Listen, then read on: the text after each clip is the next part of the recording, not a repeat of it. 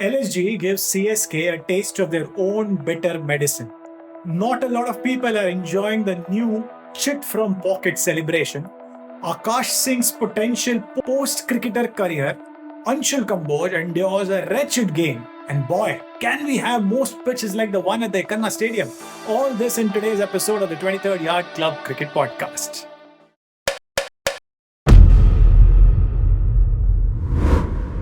They say life comes a full circle.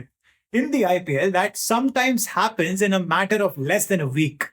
Just 5 days ago, CSK and LSG had faced off in their first meeting of the season.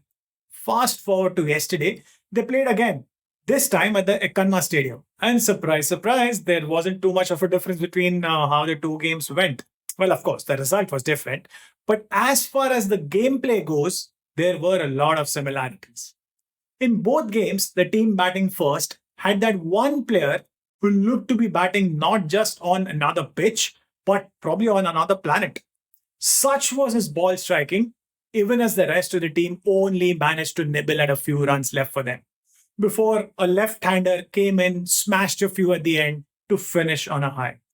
Unfortunately for the batting team, the chasing team also had one such batter who lorded over the rest, but he did so in a manner that left the bowlers with no answers. By the time he had got out, there wasn't too much left for the remaining batters to do, and they still nearly messed it up. And then there were bowlers who took three fours in the first innings to stymie some of the scoring. This is exactly what happened in the first match between these two teams and then again in the second match. If it was Joss Inglis and Urvil Patel who had smashed their way to 250 plus strike rates in their previous game, it was a turn of Karthik Sharma to help something like that out for CSK, and then Mitchell Marsh to carve out knocks that stood out over the rest. And Jamie Overton found a way to stall the LSG innings earlier in that game, while Akash Singh did the same in yesterday's game. And of course, there was one other similarity. Chits came out of the player pockets in both those games in what has now become a new fashionable form of celebration in the IPL. If it was Urvil who dedicated a knock to his father in the previous game, Akash Singh got his note out and dedicated his wicket taking to himself. Host, broadcaster, commentator Ian Bishop was quick to remind the viewers that the record for the first ever cricketer in living memory to do so was a West Indian when Dinesh Ramdin had got a chit out after scoring a century in a test match. And funnily enough, he repeated the words in a West Indian accent. Move aside Sunny G and his no matter, no matter, no matter. We have a new guy with a West Indian accent mimicking another West Indian. Now, coming back to Akash Singh, and if his bowling and note exhibition celebration wasn't enough, you had to hear him talk to the host broadcaster at the end of the CSK innings.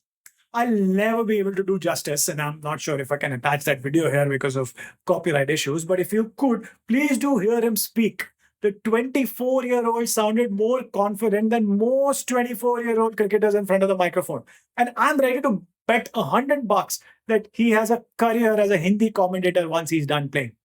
There's a point during the interview that he rattled on and on, speaking about a lot of things, making some very interesting points as well, and giving out good reasons why he had kept a note on his pocket. But it reached a point where the commentator interviewing him was forced to politely button and ask the next question. As I said earlier, most guys can barely get a line out of them after a solid performance. And why not? I mean, they're cricketers, they're not expected to speak. But here's one who spoke his heart out and then some. The other side of this celebration is that some of the ex-cricketers aren't taking too kindly to it. There's a very funny, hilarious discussion on Crick Info's timeout where Mitchell McClenaghan, the former New Zealand and Mumbai Indians bowler, has questioned this new trend, while it's forced Ambati Rayudu to mimic Jeff Boycott's rubbish as he describes these celebrations. Dale Steyn, expressing on Twitter, has also said that he's not a fan of this, and he's tweeted, "Time to put the papers away. It ain't trending no more." Actually, to be honest, never really was. But to be honest, not too many bowlers possess the panache to make a celebration as cool as Steyn did with his angry pump celebration now, do they? Now, moving on to a different bowler and one with different fortunes for the night, it was a forgettable game for Anshul Kamboj. Many bowlers have had forgettable nights of their own this season, most of them, in fact. But the reason why we are even talking about Kamboj here is because of the kind of season he has had otherwise.